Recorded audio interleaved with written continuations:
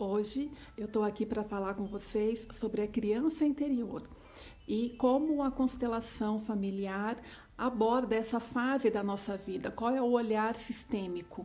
Enfim, entramos aí no inverno, eu fiz até uma postagem sobre isso, onde agora a gente tem que fazer esse caminho de olhar para dentro, o caminho de volta ao lar. Por isso esse tema que eu trouxe hoje da criança interior. Ela chegou primeiro, né? Ela veio antes da gente. E foi graças a essa criança, graças a tudo aquilo que ela passou, que nós chegamos até aqui. Então é importante ter esse olhar de carinho, acolhimento e reconhecendo que essa criança teve um papel importante na nossa vida. Durante a nossa primeira infância, nós estávamos inseridos dentro da nossa família, junto dos pais, avós, bisavós, tios, irmãos, familiares de um modo geral. Depois na fase escolar, né, com os professores, os amigos, né, uma influência mais social. E nessa fase da nossa vida, nós somos livres. Nós somos abertos, a gente é meio que uma esponja, né? A gente vai absorvendo todas as informações que vão acontecendo ali no nosso meio.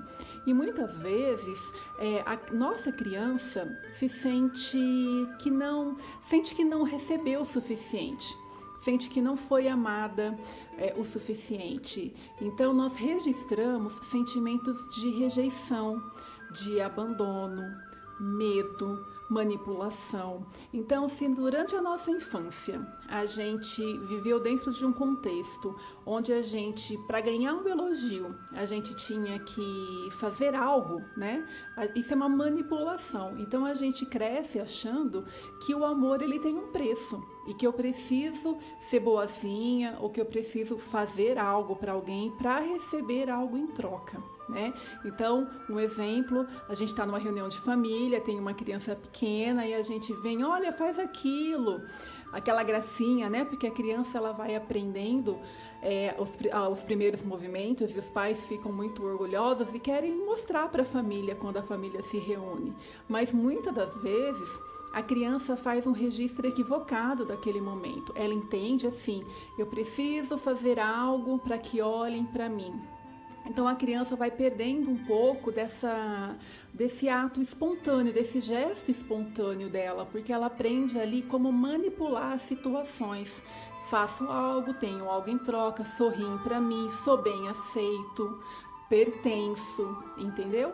Entenderam? Então aí nós vamos fazendo esses registros. Ou um outro exemplo, o registro do abandono. Então eu sou a primeira filha, minha mãe está grávida, ela vai para o hospital e eu não entendo direito aquela dinâmica. E eu acho que minha mãe me abandonou. Então eu faço o registro do abandono e eu fico com aquele registro dentro de mim. Houve o abandono de fato? Não, não houve. A mãe foi apenas para o hospital, né, para ter o segundo filho. Mas a criança não sabe ainda fazer essa leitura, né, ligar esses pontos. E a mãe volta para casa com uma outra criança e aí a nossa criança pode se sentir rejeitada. Ela me abandonou e agora está me rejeitando, está colocando outra criança no meu lugar. Então são esses tipos de registros equivocados, muitas das vezes, que a nossa criança interior faz. Ou talvez houve realmente, de fato, uma rejeição. Às vezes a mãe foi uma mãe ausente, pelos motivos dela, que a gente não vai entrar no julgamento, né? Cada um carrega a sua história. Só que nós, enquanto crianças, vamos fazendo esses registros, né, de rejeição, de abandono, de manipulação. E aí a gente vai para a vida adulta e a gente acaba repetindo isso nos nossos relacionamentos, porque foi a forma que nós aprendemos de nos relacionar, de ser aceito, de pertencer, de fazer parte, de ser bem visto. Ou as dores que nós carregamos. Então, às vezes nós estamos num relacionamento tóxico, onde a gente está recebendo migalhas, mas a gente não consegue sair daquele relacionamento. Talvez seja a dor da nossa criança, né, que recebeu tão pouco e que teve que ficar satisfeita com aquilo. E ela acha que o amor é isso, né? Ela é o registro que essa criança tem. Então nós chamamos isso da criança ferida. E quando nós estamos no movimento da criança ferida, a gente está indisponível para o adulto. Então a gente entra em situações delicadas de relacionamento, a gente não está disponível para os nossos filhos. Então, durante a constelação familiar, a gente acessa essas dores da nossa criança, porque a nossa criança, enquanto criança, ela recebeu tudo o que pôde dos pais. E os pais deram aquilo que podiam também. Eles fizeram o melhor que podiam, da melhor maneira, se esforçaram. Mas talvez tenha sido o insuficiente para aquela criança. Só que quando ela cresce, ela pode se responsabilizar pelo que falta. Tem uma frase na constelação que eu uso, que é: papai e mamãe, eu recebo a vida de vocês, recebo o que vem de vocês, e agora eu me responsabilizo pelo que falta. E aí eu vou acolhendo a minha criança, eu vou olhando para ela, reconhecendo o como ela foi forte, o como ela foi corajosa, por todas as situações que ela passou. E aí você vai se reconciliando, vai acolhendo e colocando essa criança no seu coração. E junto dessa criança fortalecida, curada, você fica uma adulta saudável também. Então, muitos sentimentos que nós carregamos hoje de abandono, de rejeição nas relações, talvez esse sentimento que você carrega aí dentro de você não seja exatamente sobre esse relacionamento, mas talvez esse sentimento que você esteja vivenciando dentro das suas relações seja só um gatilho para que você olhe para a sua real dor, que é aquela dor lá do início, uma dor de abandono e de rejeição, de manipulação, que você possa ter passado durante a sua infância.